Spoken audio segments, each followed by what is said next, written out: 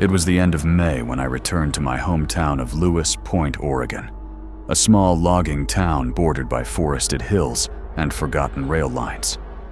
I had just wrapped up my first year of grad school in Boston, and while I normally would have spent the summer working or staying back east, my dad had knee surgery and needed help around the house.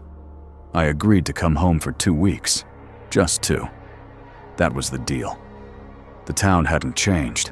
Same cracked sidewalks, same boarded-up gas stations, same diner with the hand-painted open sign that never matched its actual hours. It was strange to be back, but stranger still was how quickly the boredom set in. The house was quiet, my dad mostly rested, and my high school friends had either moved or grown into lives I didn't recognize. By the start of the second week, I was climbing the walls. I needed something to shake up the monotony. That's when I remembered the old tracks out near Devil's Back Ridge. When I was younger, high school senior kind of young, I used to sneak out there with a group of guys and hop freight trains.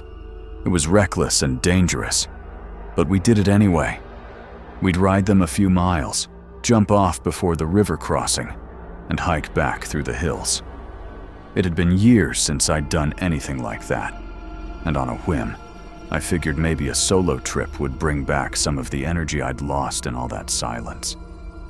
That morning, I packed a backpack with water, my phone, a flashlight, and a granola bar. I didn't tell my dad where I was going. He wouldn't have approved. I drove an hour into the forest, parked by an old lumber trail, and hiked 10 minutes until I hit the tracks. They were just as I remembered, rusty steel, warped in places, wrapped in vines and moss.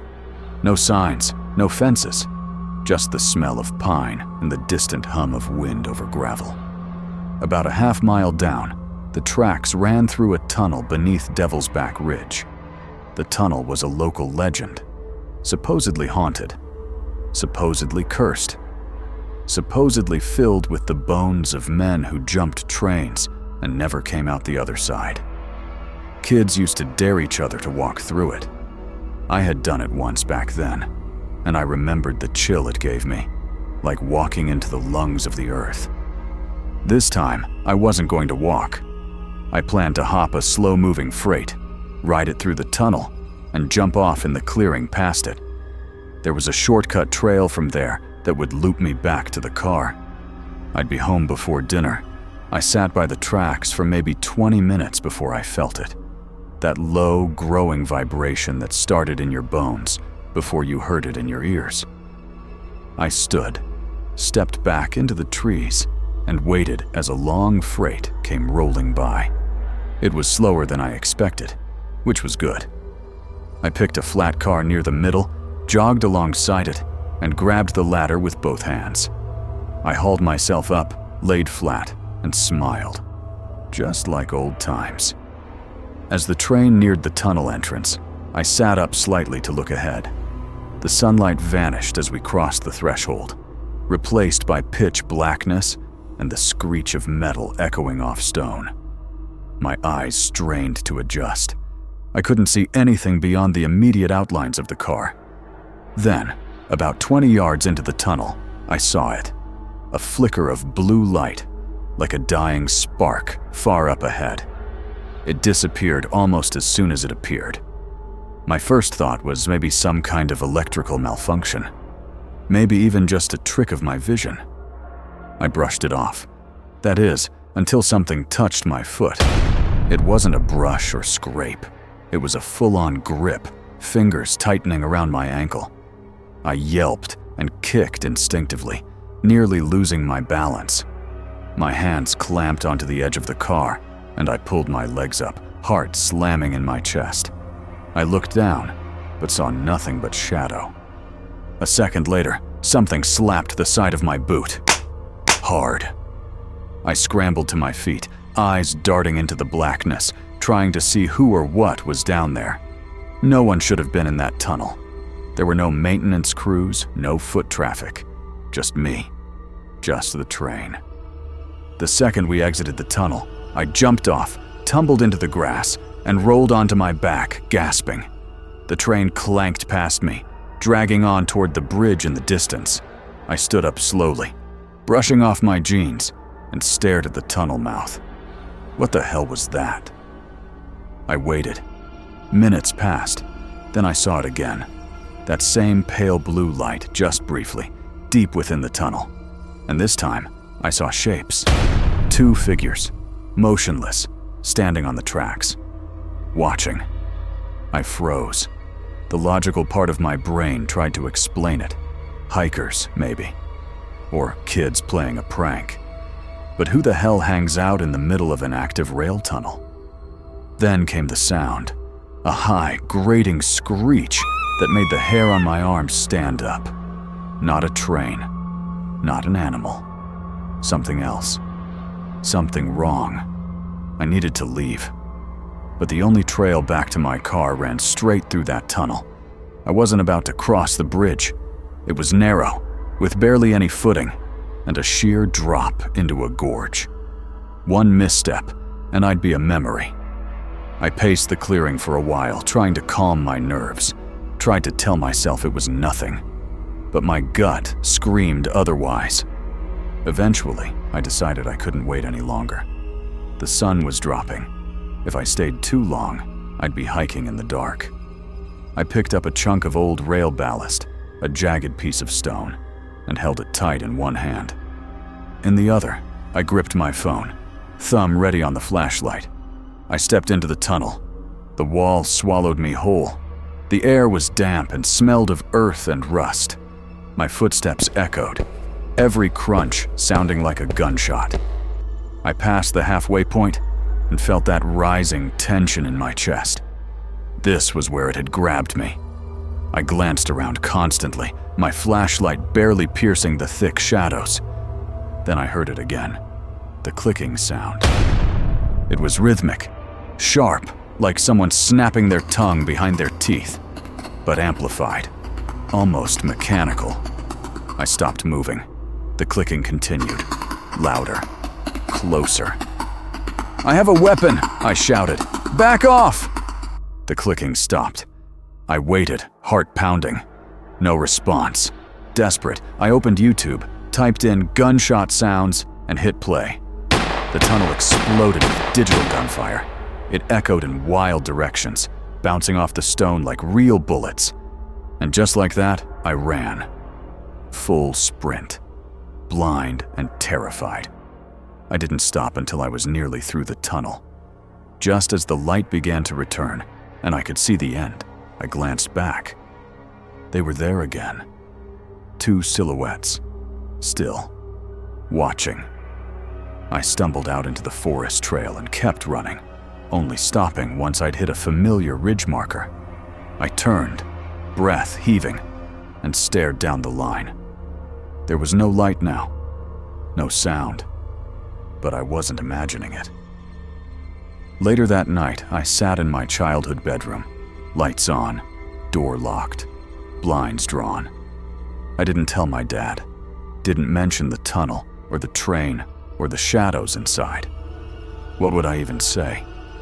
I tried to convince myself I'd been tired, that my eyes played tricks, that it was just some squatters or thrill seekers in the tunnel. But deep down, I didn't believe it. Because when I closed my eyes, I still heard the clicking. And I knew without question it had been meant for me. Before we dive into the next story, if you're here for the first time, please consider subscribing to our channel and clicking the bell icon so you won't miss any of our upcoming stories. Your support truly encourages us and helps this channel continue to grow. And don't forget to share these stories with your friends and family. Thank you.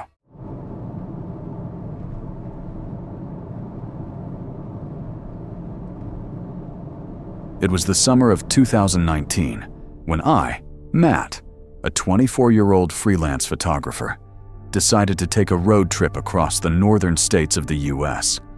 My journey led me to a small, almost forgotten town in Montana called Millfield.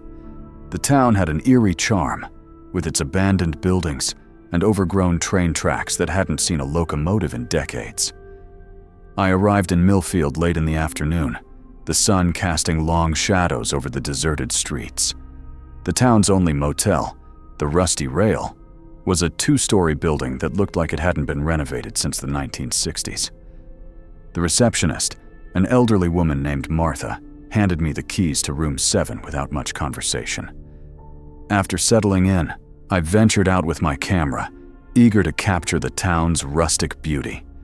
The main street was lined with boarded-up shops, their signs faded and unreadable. But what caught my attention was the old train station at the end of the road. Its once grand architecture was now a skeleton of rusted metal and broken glass. As I approached the station, I noticed the train tracks extending behind it, disappearing into a dense forest. Curiosity piqued, I decided to follow them. The tracks were overgrown with weeds, and the wooden ties were rotting, but they still formed a clear path into the woods. About a mile in, I stumbled upon an old, abandoned freight car sitting on a side track. Its doors were slightly ajar, revealing darkness within. I took a few photos from the outside, but something compelled me to look inside. Using my phone's flashlight, I peered into the car. Inside, the air was thick with the smell of mildew and decay. The floor was littered with old newspapers, empty bottles, and what appeared to be animal bones. As I stepped further in, I noticed a makeshift bed in the corner, complete with a tattered blanket and a pillow. Someone had been living here. Suddenly, I heard a rustling sound behind me. I turned quickly, but saw nothing.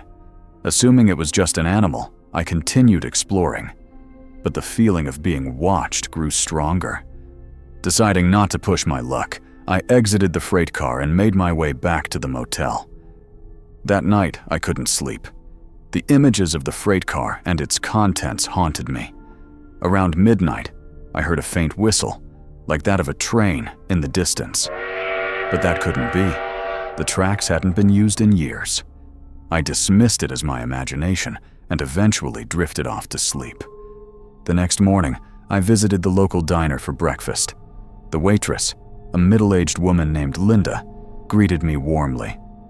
I mentioned my exploration of the train tracks, and her expression changed. "You went behind the old station?" she asked, her voice tinged with concern. I nodded. "Found an old freight car out there. Looks like someone had been living in it." Linda leaned in closer. "You need to be careful. Those woods aren't safe. People have gone missing out there." I raised an eyebrow.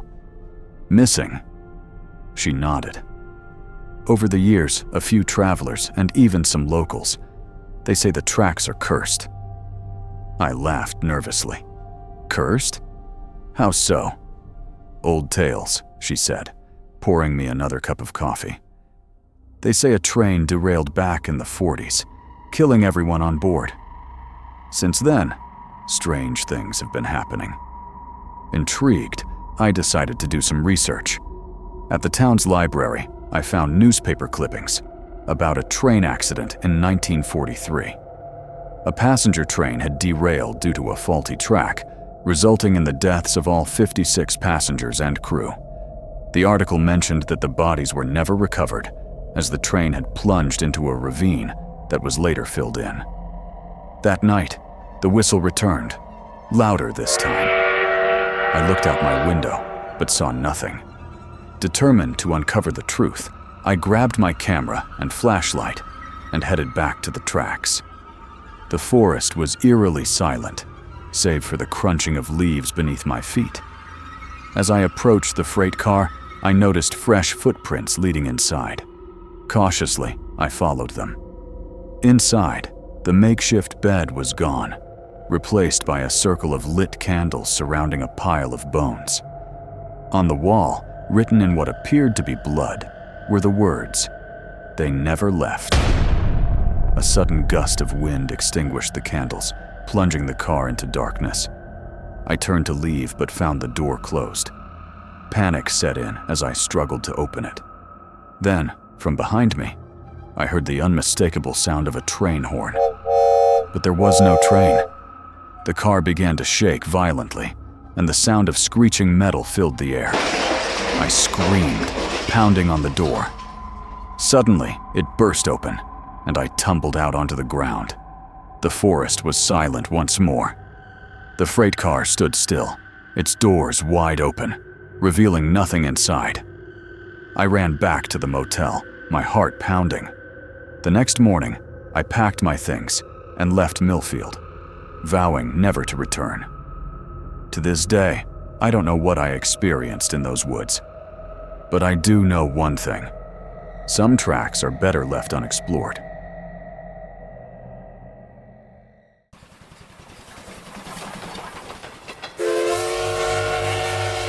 It happened last year when I was 21.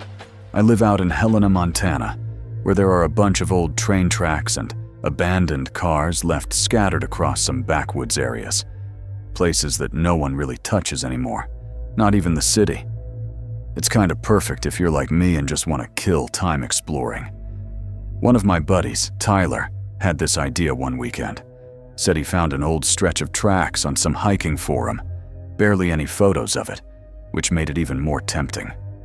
So, one Saturday night, around 10 p.m., we decided to check it out. We figured it'd just be a chill night. Take some pics, maybe tag a couple cars, normal dumb stuff.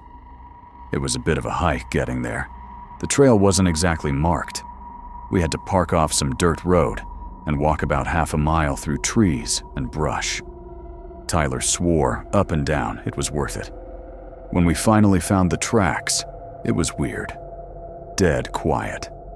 No animals, no bugs, nothing. Just these rusted train cars sitting there like skeletons in the dark. Tyler pulled out a flashlight, and we started walking along the line checking things out. At first, it was actually pretty cool. Some of the cars still had broken furniture and old signs inside, like little snapshots of a time nobody cared about anymore. Tyler was hyped, snapping pictures like crazy.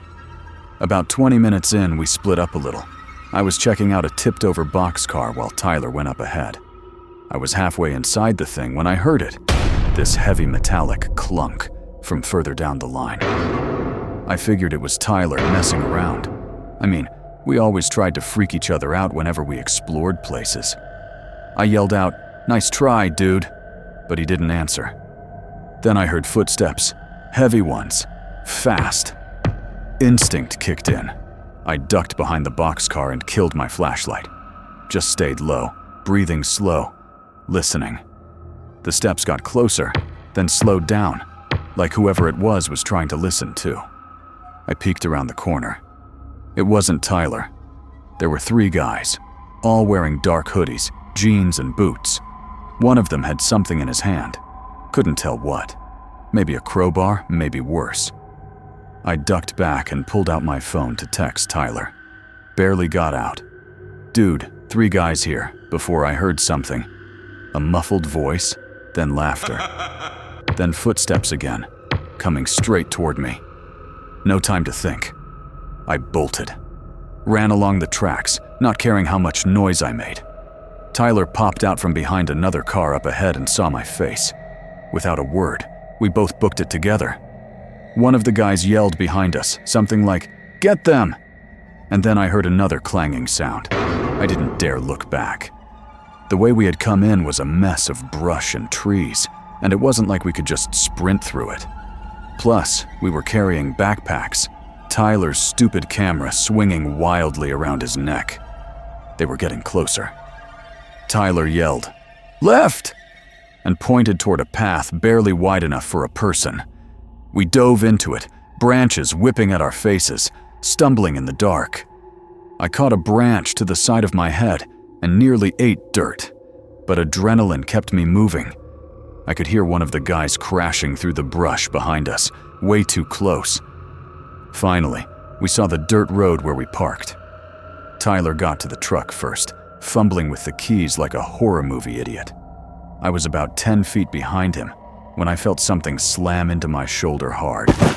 One of them had thrown a rock or something.